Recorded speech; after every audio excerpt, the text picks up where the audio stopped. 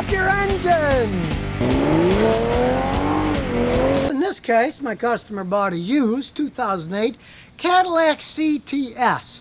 I'm going to tell you the absolute truth about this car. The good, the bad, and the ugly. Not just looking at it overall, it's a decent looking car. Rims are in still good shape. Got the old Cadillac emblem. Now, when I was a young mechanic in the 60s, that Cadillac emblem symbolized quality, luxury. They've gone a long way down since then, if you ask me, and I'll show how this gives you a perfect example of one model and how it failed over time. Now, these CTSs were made from 2002 to 2019 when they stopped making the things. At one point in time, for example in 2005, they sold 61,500 of these CTSs. But the last year that they sold them, 2019, they only sold 6,900. The sales were going down. Why did they go down? Well, in the executive luxury sedan market these days, there's a lot of competition. They didn't compete on an even footing at all. The resale values are horrible because they have all kinds of breakdown frequencies as they age. Compare this with the Lexus. You can't even really compare the car. The Lexus can go 300,000-400,000 miles, trouble-free, still run good.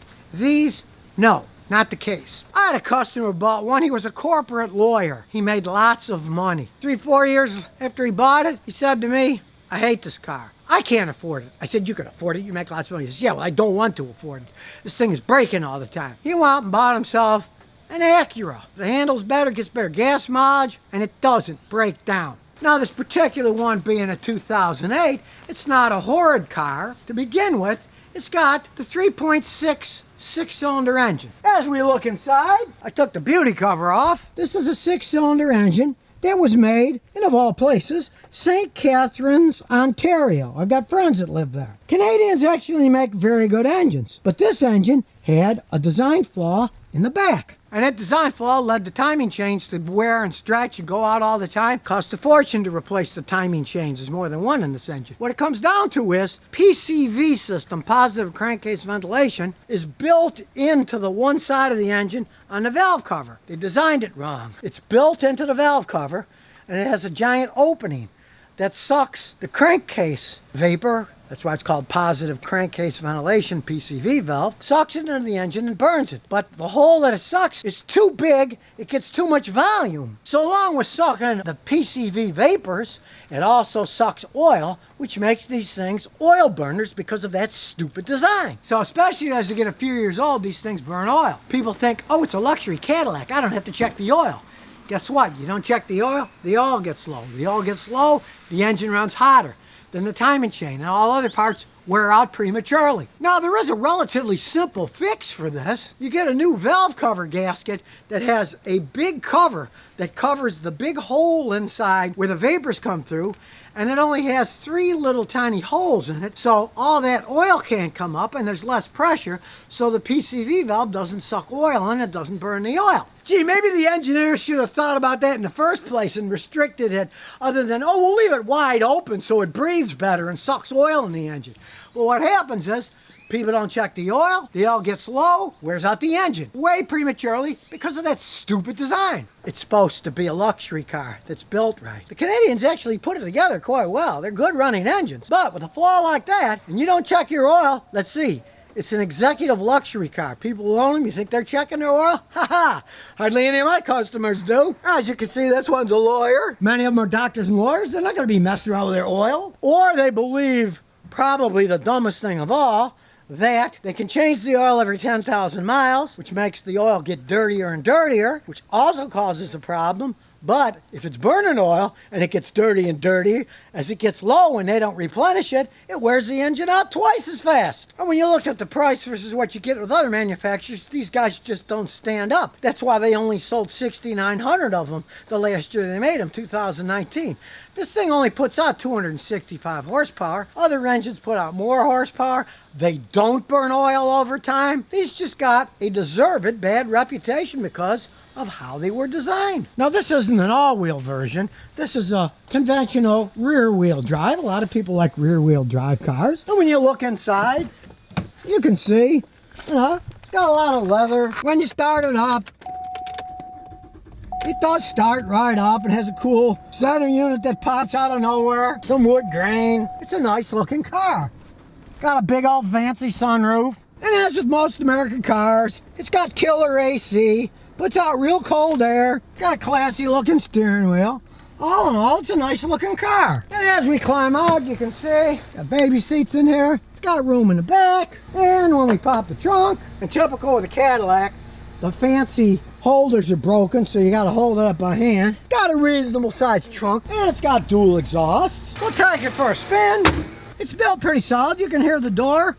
Got a nice solid close. And as with most Cadillacs, it handles decently. Has a relatively quiet ride. And we'll see how it takes off. It's got a reasonable amount of power. Still shifts really smoothly. They are fun to drive. Overall, it's in decent shape for 116,000 miles. And when you hit the brakes, it's got a nice solid stop. It's got great brakes. There's no arguing that. Now, this particular one doesn't have the oil burning problem because that valve cover gasket has been replaced with the one that blocks up most of the hole inside. So instead of overwhelming the PCV valve and sucking oil and burning it, it just gets the vapor. So this one doesn't use oil like a lot of them do. But unfortunately, a lot of them did. Took a while for people to figure that out. They got a bad reputation, left a bad taste in people's mouths, and they only sold 6,900 of them in 2019 and they stopped making them. Kind of symptomatic of General Motors as a brand overall. They used to make great cars, and over time they started to slip on quality and design, and they just kept sliding down.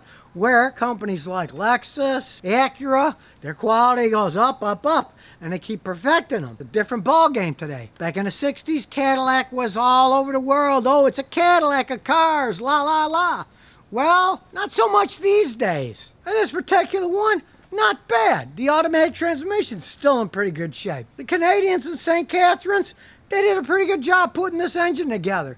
It's a good, solid engine. The previous owner must have changed the oil a lot and didn't believe in this, oh, let's change the oil every 10,000 mile crap, which ends up destroying a lot of these Cadillac engines. I see it all the time. And when you consider the last year they made them, 2019, this V6 one would have been a $55,000 car, and the other versions were using those horrible GM turbocharged four-cylinder engines that were just being strained too much to get horsepower for a heavier vehicle like that. It's no wonder they don't make them anymore. They just weren't competitive cars.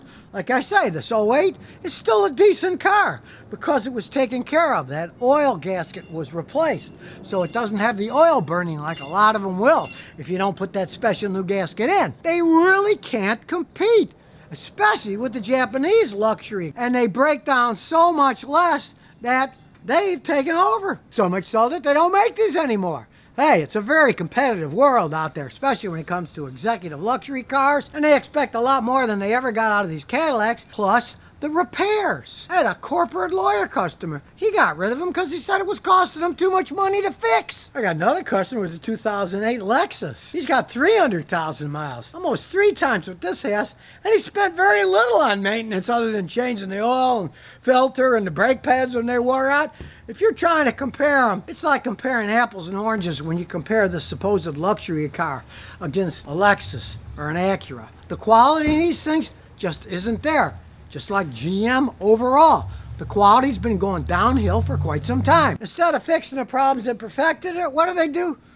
We won't make them anymore. They just give up. Friend of the family, he was an executive, lived in San Antonio, and he had a Cadillac. And I said to him, I said, well, what do you think about the Japanese cars and these Cadillacs? And he openly said to me, he said, I buy a Cadillac because it's an American car, and I'm from Tennessee originally, so I want to support American stuff. But he said, this Cadillac can't compare to the Japanese. There's too much pressure for short-term profit, where the Japanese are just gradually building them better and better. The American companies, especially GM, all they're thinking about is their quarterly stock reports and how they can make them cheaper to make a higher profit.